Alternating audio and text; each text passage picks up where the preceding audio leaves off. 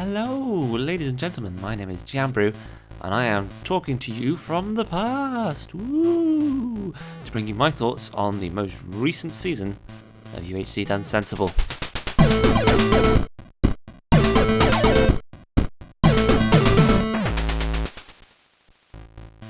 I am recording this audio not too long after the recent season of UHC Done Sensible was finished, season 3. I have no idea when I'm going to accompany this with some visual stuff. Presumably I will just, farm or do something mundane on the server for a bit, or maybe I will record a PMC UHC and speed it up. I will just throw that on in the background, and you can listen to my lovely voice. So feel free to minimize YouTube for a bit, because honestly it's probably not going to be that interesting to watch. And listen to my voice. So that UHC, guys, what a UHC that was. Really enjoyable. I really enjoyed it, and it was a really long UHC as well. My goodness. A whole lot of episodes there. 13, I think, if I counted correctly, and I remember correctly. And a lot of time before the first PvP death as well. In the end, I think 3 PvE deaths in total. Which is a reasonable number for a UHC. It feels like sometimes people are getting so good at UHCs that you don't see PvE deaths anymore, but we did. We did see some. And the first one was a witch, no less. And it was Gilzor. My goodness. A PvP monster out the game so early.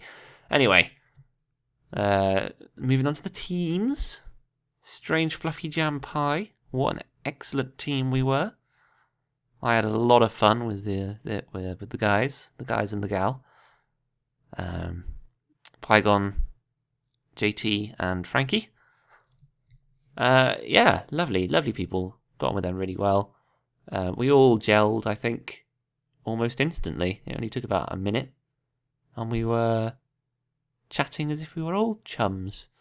And to be honest, at some points during the game, and also when I was listening back whilst editing, it felt like we were just recording a podcast or something, rather than playing in a tense UHC. So I think that just goes to show that we were really chill with each other, and I think that's one of the things that can lead to a really, really great, tight-knit team. We had some disconnect issues with Frankie, and I think Pi disconnected at one point. Some connection errors that slowed our progress down a little bit once we went out to the surface. But other than that, I think we had a fairly flawless run, to be honest. We didn't take too much damage in the caves. We got plenty of gold. We didn't find too many diamonds, but we got enchanted quite a lot. We spent a long time hunting experience and got enchanted up quite a bit. All in all, I think we did fairly well. I think in terms of PvP prowess, we were fairly middling placed. Average, not too great, but not too bad. I felt like some of the teams were definitely skewed a bit in terms of PvP strength, but in the end, it didn't particularly make a difference. Because as you have by now surely seen, the power of the snowball kind of dominated that UHC, really, and rendered a lot of the outnumbering and previous PvP success redundant. And we'll go into that as I talk through the rest of the UHC. But as I was saying, our Strange Fluffy Jam Pie, our prep time, the initial couple of days in a UHC, I think went really well. We gathered up all the resources we need, really. Frankie was very almost Iron Man, or Iron Woman. Although, I have to say, I do dispute that the Iron Man should be the 100 out of 100 health. And that's only because, well, the only other UHCs I've watched, really, have been Minecraft UHCs, and I don't think they've ever done one where health was shown out of 100. It's always been the hearts, so I don't know. I've always seen Iron Man done by last one at 10 hearts, you know. And I know Frankie was at 96 for ages, but that was still 10 hearts rather than 9.5. Anyway, that's just being picky. I'm sure if we as a group want to consider it, who stays at 100 for the longest amount of time, then fine. But the only time we're going to find that out, really, is if we trawl through our videos for the last person who takes a hit, or if we have some person watching again, like Ulva did, and who was able to point out that Raven was the last person at 100 for quite a long time before Frankie eventually gave up that half heart. But anyway, yeah, our prep time was good. I think we spent about an average amount of time down underground before we came up, because I think we were the third team up to the surface, I think. After, I think commitment issues were up first. I think BAP were up second, because Badge was out on the surface on the night that we were just sitting just under the surface. And then we were up straight after that. So I think we were third out. But in terms of improving our start, I don't know. I suppose not taking full damage would have been good. Just to keep myself in the running for Iron Man, that would have been quite nice. Same with Pi, not getting that creeper damage early on, that would have been nice. And I can't remember how JT took his damage. Some skeleton shots, I think. Some arrows falling on his head after they fell off the blocks that he just broke. What else could be done? I feel like maybe if we'd had the desire to do so, we could have sent 2 people into the Nether. Mainly because we spent a lot of time, I think, towards the end of our first caving session, standing around enchanting stuff for each other, enchanting stuff for ourselves, picking up bits of coal here and there for experience. You know, I think 2 people could have done that on their own, whilst 2 people set up a nether portal and went through and did a quick recce, because it would only have taken a quick recce to have found out that we are right on top of the fortress, and to have gone in and tried to find some nether wart or something. I meant to, before I recorded this, I meant to go back and check to see if Team Flowerpot took all the nether wart, or if there was any left over, but I don't know. Maybe they did, maybe they didn't. That would have been a risk, I suppose, would be to encounter Flowerpot just as they were on their way out. Or to encounter another team if someone else had the similar idea. And of course we probably wouldn't have ended up in the same place as well on the way out, so you would all have had to go through the Nether eventually, just to arrive in the same location. So the people who were wrecking in the Nether would have had to hang around and wait for the rest of us to catch up. Anyway, that was just a thought about what we might have been able to improve upon, because what we should have noticed is that we did have one team that was already on 3 players, because we had a not great, oh for goodness sake, and Jambrew, use your words. We had an undesirable number of people turn up, which meant that we had teams of 4 plus 1 team of 3, and to be honest, we should have realised that team of 3 was going to go to the Nether, because they were already disadvantaged, so we should have tried to head them off, I think. But never mind. Our first encounter just so happened to be with Team Flowerpot, I think. We were coming up on the mountain just by the border, came across them, and then it started raining and I couldn't see a thing. And that's sort of lesson 1 from that first encounter, I think, is that I should have come down from the mountain earlier, because I couldn't see a blooming thing for the rain. It was shortening my render distance, I think, because of all the particles and stuff. It was taking slower to load those longer chunks, those chunks further away, should I say. So I didn't really see the team the way that the rest of my teammates did. And we could have used 4 people on the ground to have been more confident about an attack. And in the end, I think they just dug themselves in, or put a couple of blocks up. And we thought, oh no, they're fortifying, let's run. Which I still think that was a fair decision to make. If we weren't particularly comfortable with where we were fighting, move on. I don't think I'd ever begrudge anyone from doing that in a UHC. That's a perfectly safe and commendable strategy. But if we had encountered them and had a fight, I think we might have been onto something trying to engage them across the river. In fact, what we could have done was maybe try and convince them we'd all cross the river and have someone hold back, or two people hold back even, to try and stab them in the back whilst two people run around like lemons trying to give them the impression that there's all four people there, popping up all over the place. I don't know. And of course the whole thing would have gone differently had we done that, because we would have engaged the pre-God mode Deepak. There we go. Our second encounter, PvP encounter, that was Ernbob after he was running away from a battlefield. And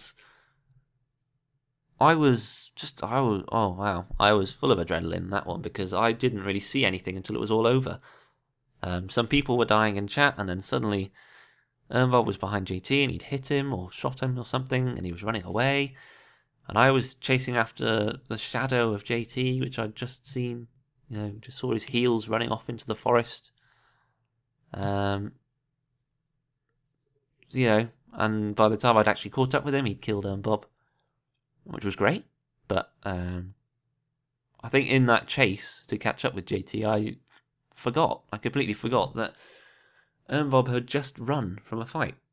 And that actually, I think Deepak, either he was on his own at that point, or he and Key were still alive but had just been fighting people. So, perfect opportunity for a team of 4 to swoop in? I think so. And that would have left Bob on his own with 8 blocks of gold, I suppose, but still he'd be on his own and he wouldn't have been powered up with the gear that Pack had. So another game-changing point there, I think, was the fact that we chased after Ernbob rather than trying to find where on earth they had just battled, which couldn't have been that far from us. I will review the footage. Killing him, I think, gave us a fighting chance later on in the UHC, because that gave us tons of gold and that let us stay in the battle for a bit longer against Pack. Yeah, that was interesting. It's a bit of a shame. Well, it's not a bit of a shame. It's a real shame that Bob wasn't able to create a Notch Apple like he wanted to. That was, I think Pies took the responsibility for that, but I think that was quite a few people's oversight must have occurred for that to happen. And I think that's definitely something that we're going to check in the next season, that those are enabled. Because it basically signed his death certificate, really. Although, why on earth did he wait until he was in combat to try and craft it? It seems like such a silly idea. If you're going to run around with 8 blocks of gold, I think you need to make the decision, I'm going to have this as a Notch Apple in my back pocket, or I'm going to split it up and potentially save my teammates with an extra couple of apples each, And maybe that fight could have gone a little bit differently if they'd actually split up that gold and had more apples each. Who knows? I don't know. Do you know? I don't know. And of course, that second encounter was my last chance at a revenge kill. Because, if you do not already know, I have a little list. Yes, I have a little list of people who I need to get revenge on in a UHC. And not just a PMC UHC, but a badge Patreon UHC. I didn't play in Season 1, but in Season 2, my team, or what remained of my team, was eliminated by the team of Pygon, Ernbob, and Jackaroo. This season, Pyg was on my team, and Jackaroo and Ernbob were on the same team. So I kind of wanted to engage their team. And that's why I was chasing after JT, because I was desperate to get some hits in on Erbob and possibly steal the kill. In the end, that didn't happen.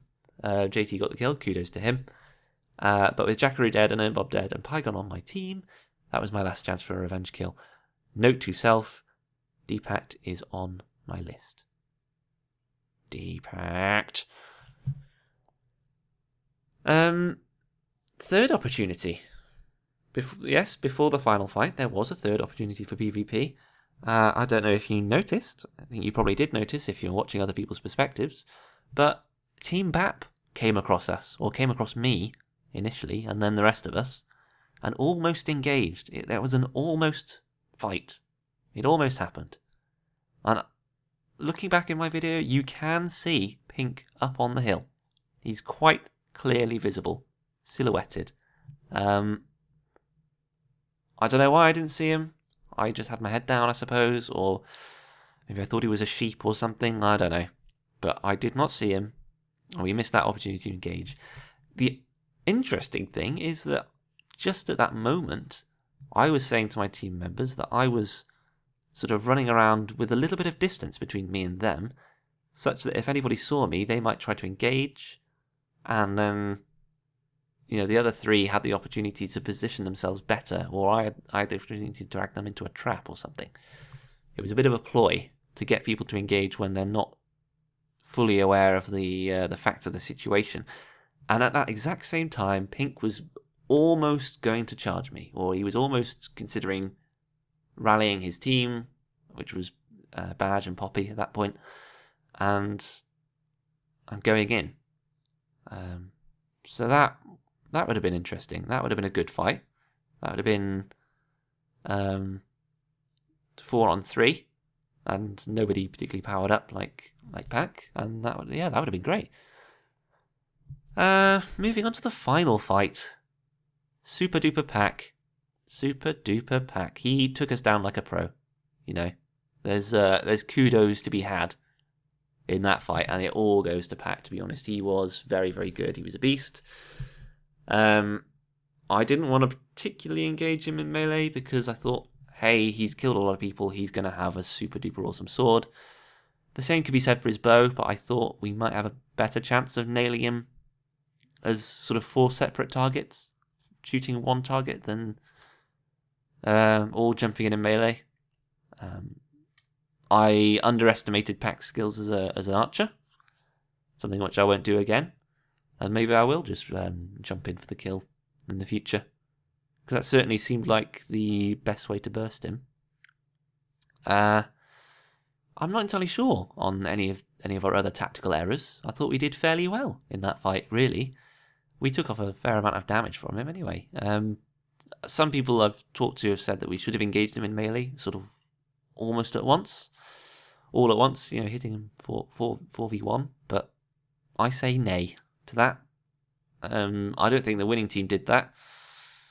I can't say because I haven't seen the video yet, but from what I've heard, they didn't do that. It would have been a massive friendly fire party. We would have been chopping each other as much as we were chopping Pack. I didn't particularly like that plan. And we did get a lot of hits from our bows. I think we all got a fair few dings. And there was a lot of constant chasing and repositioning. More kudos to Pat because he didn't let himself get pushed into a corner or outflanked.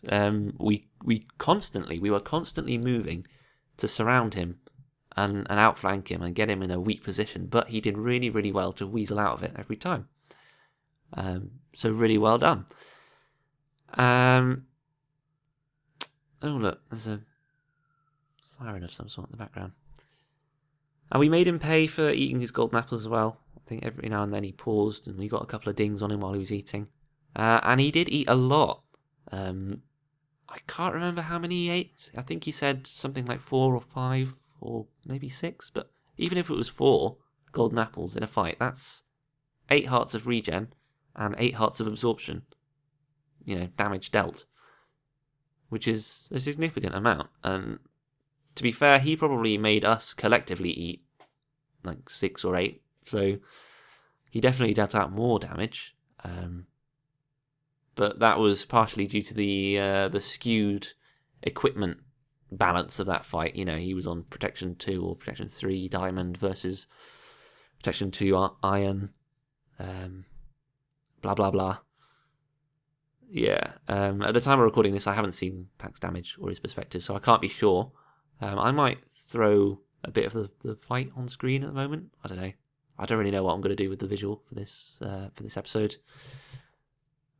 He almost killed me as well. He did kill me, but I mean, he almost killed me first in that fight. He charged me, and I was dying, and I think he had flame on his sword, didn't he? And I was dying, and I thought, yep, I'm going to die, I'm just going to keep whacking him. But then he ran off. And I had the chance to throw a water bucket on myself and survived for a bit longer. And in the end, Pi died first in that fight. But I don't know. I don't know why he ran off. I think possibly he was panicking. In fact, I think I remember speaking to him at the end, and he felt like he was being hemmed in at that point, fighting me, and he ran off because he thought that would be the end of him. And maybe it would, actually, because I seem to remember someone was behind him. Maybe it was JT. So, I don't know. Maybe that was another good choice by him, not to kill me in order to save himself. So I had a near-death experience, and I fought on bravely. I should have lavaed him when he came in to charge me, actually, come to think of it. I should have thrown down a lava bucket, but I just sort of half bow spammed and half hit him with the sword instead. That's one of my major weaknesses, I think, in PvP, is that if I'm transitioning from a short-range bow fight into sword play, I kind of don't really know when to stop shooting and when to start swinging. So I end up doing this kind of half bow spam thing, which fended off Pi in Season 2, but it didn't really do anything to Pac in Season 3. And I'm going to stop doing it. I think I do my best as a long-range bowman because I am fairly decent in terms of hitting long-range shots. I'm talking in sort of comparison to other people on the server here. I think my accuracy doesn't trail off at long range as much as some. However, it doesn't increase with short range as much as others do either. So I think my best distance is long range bow. And then kind of meh in middling distance, and then I'm alright in sword slappy range. But anyway, I'll talk about me a bit later. Yeah, in the end, GG to Pac. That was a really great fight. It was a really fun fight. I was kind of half shaking the whole way through, but it was exhilarating. It was 4v1. It felt like a boss fight, taking down a demigod who in the end just took us to pieces. And I imagine it was really fun for people who were spectating it as well. And I can't wait to see spectators' perspectives, Oliver's in particular, because they would have recorded all of it, because I think it was probably the only interesting thing going on at that point. Conclusions, I suppose. All in all, a really great UHC, and the server ran really well. There wasn't very much lag. Thank you very much to Gilzor, who I believe hosted it, and to all of the people who helped to create the spawn and set up command blocks or anything else like that. I don't know the entire list, so I'm sorry I can't congratulate you all, but you all did a fantastic job. The sort of thing that I can't get my head around sometimes. Commands and command blocks and whatnot.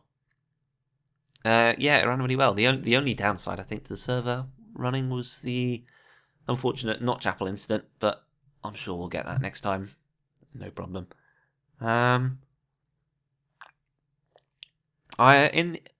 in all, I think I'm disappointed that I only saw 2 people in total in actual combat. We did encounter Flowerpot early on as a 4v3, but we didn't engage really, other than a couple of bow shots and Frankie shooting Pi in the face. But in the end, we only actually fought 2 people in total, Bob and Pac. So that disappointed me, because I've played 2 seasons of UHC now with this server, and I've only seen 3 fights for a total of 5 enemies. And I'd like to see more. I'd like to do more. And partly part of that is on me to just be a better PvPer, I suppose. But there you go.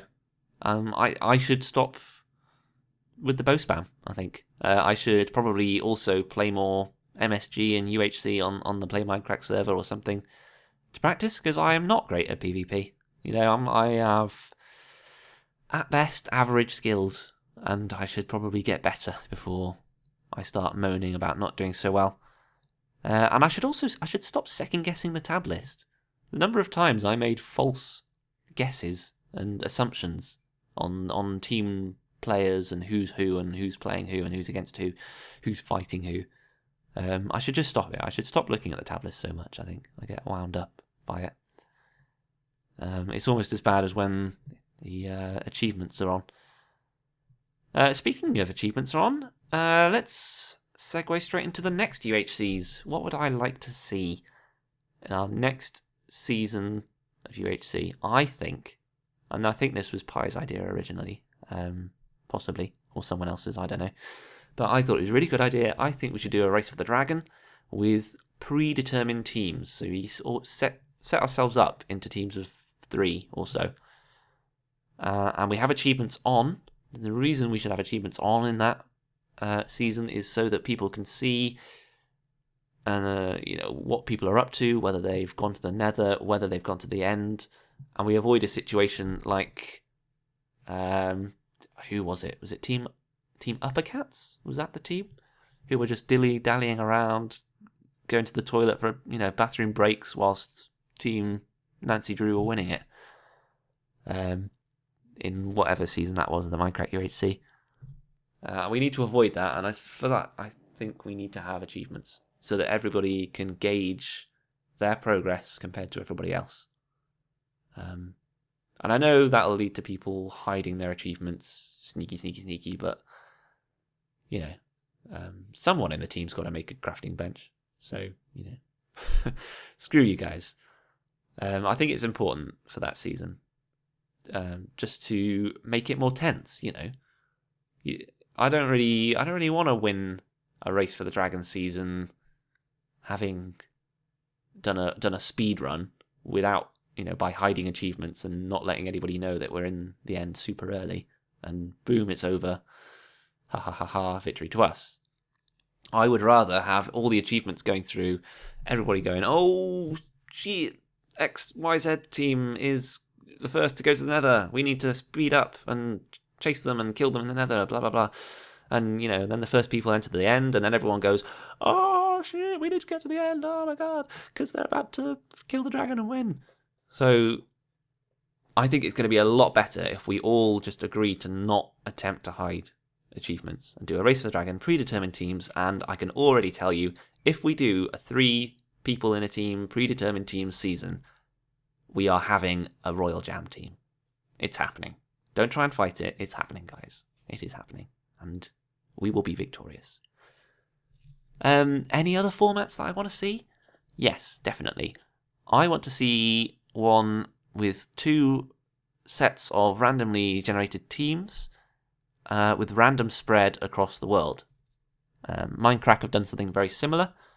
I think it was 18 with the funky colours, like they were cyan and magenta or something like that, and Baj did the awesome intro that was all kind of 80s. And they were only allowed to talk to each other once they'd found each other in the game. I'd really like to do one of those. I thought that was fantastic. I really, really enjoyed that season, other than the salty end. I wish it hadn't ended so saltily, but and I hope we avoid that as well if we do one like that. We'd also need a fairly hefty kind of TeamSpeak or Skype setup, because if you imagine we have 10 people per team, or even hell, a month ago we could have turned season 3. That could have been like 12 people per team, and then if you imagine, worst case, everybody on those teams find one other person on that team.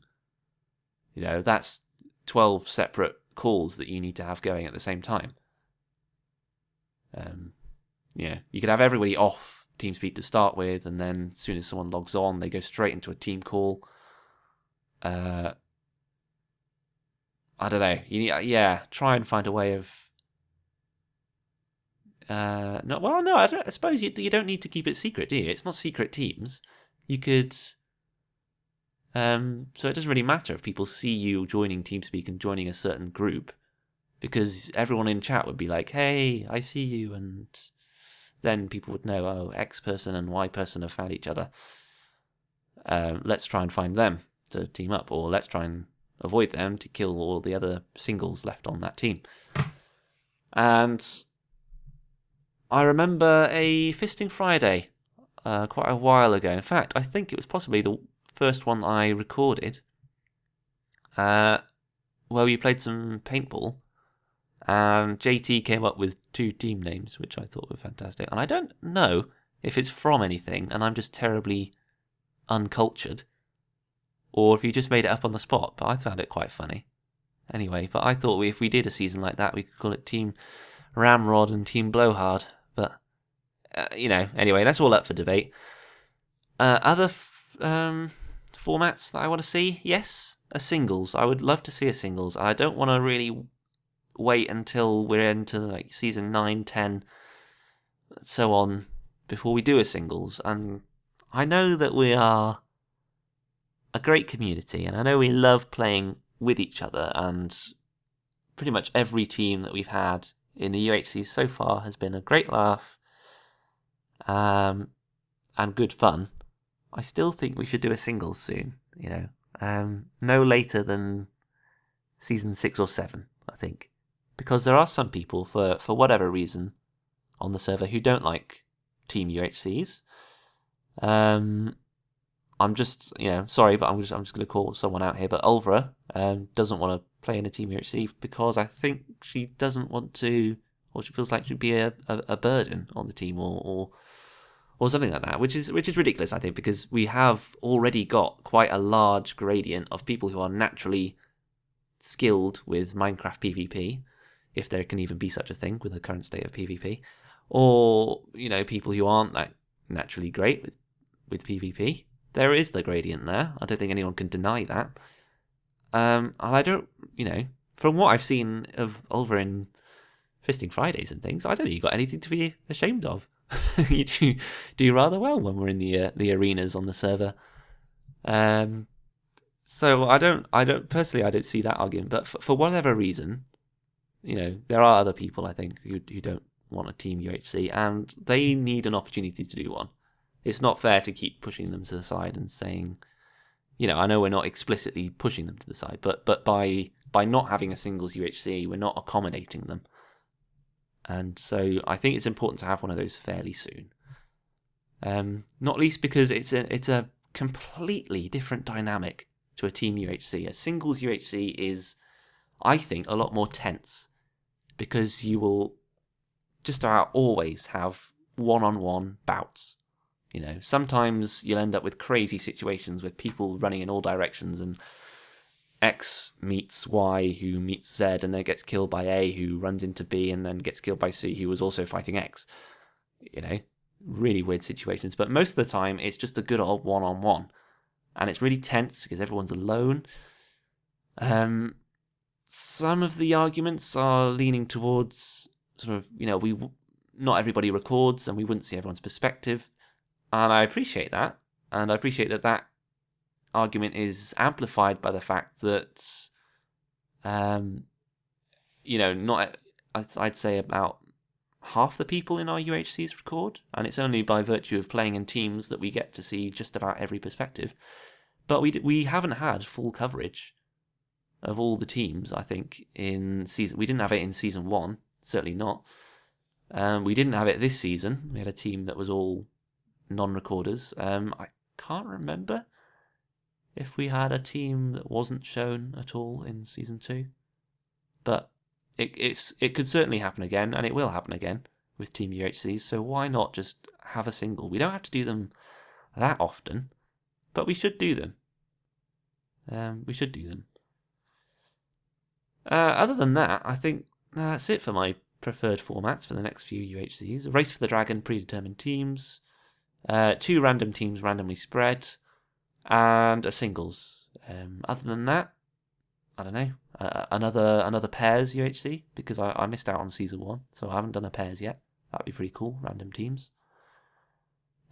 Somebody, I think, recently said something about Badge potentially managing to cajole some of the... Is that the right word? Persuade. Let's just say persuade. Persuade some of the other Minecrackers to join in for UHC. That would be awesome. The way I would see that working is doing something just like the season we just had, teams of 4 or so, but with each team of 4 having one Minecracker in it, or something like that. Or maybe we'd have to increase that number because I'm sure a lot of people would want to play, and we wouldn't want to have a requirement for too many Minecrackers. I'm sure Badge will probably only be able to invite like 3 or 4 at most. And this is all just complete conjecture and speculation because we have no idea if any of Minecrackers would be bothered to play with someone else's fandom at all. But and also, once videos came out of that, Badge patrons playing with a bunch of Minecrackers, all of the fan servers would want to have one of those, which isn't necessarily a bad thing. But I think it just puts a lot of unnecessary pressure on the Minecrackers to interact with us, And at the end of the day, we're here to play games with each other because we have a shared interest in them, rather than playing with them because they have an invested requirement to interact with us, which they don't. I think that just about covers everything. I had the afterthought that, while I was editing and stuff and seeing everybody's thumbnails and the intro that Pi created, which he did a great job with, I kind of had the afterthought that I might get back into my my old Photoshop drawing and seeing what I could create with that for a UHC in the future, with some intros and thumbnails or something, or just little portraits of all the people who performed in the UHC, maybe. But for that to happen, I think we would have to have longer than a 1 week gap between the end of the UHC and the start of the episodes, definitely. Because you don't know who's in a UHC until the night, because we have people who step in and drop out right before the UHC starts. Unless I went about doing a little caricature of every single person on the server, you'd have to have a bit more time, I think, if you wanted something that special for thumbnails and intros and stuff. But anyway, I'm going to wrap things up now. I think I've meandered on about this subject for far too long. That's all I'm going to say on UHC Season 3, really. Had a ball. All that stuff I just said, yes. Yes to that. Can't wait for the next one. Thanks for playing with me, guys. Thanks for being great teammates. Thanks for being great enemies. I look forward to killing you all in the future. So, thank you very much for watching. I will see you in the next one.